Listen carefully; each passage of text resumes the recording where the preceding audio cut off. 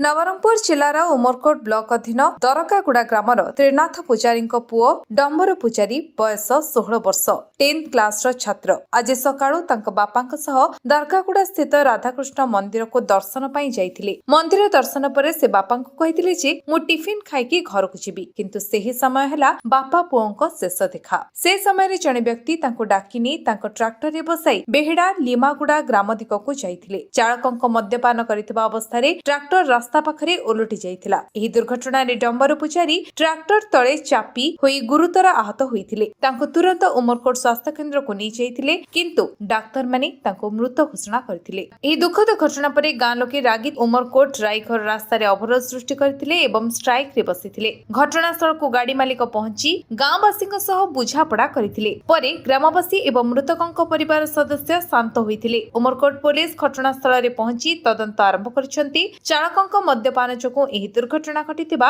अभियोग मध्य उठिछि। उमरकोट अभिषेक बेरांक रिपोर्ट, विश्व विजय न्यूज ओडिशा।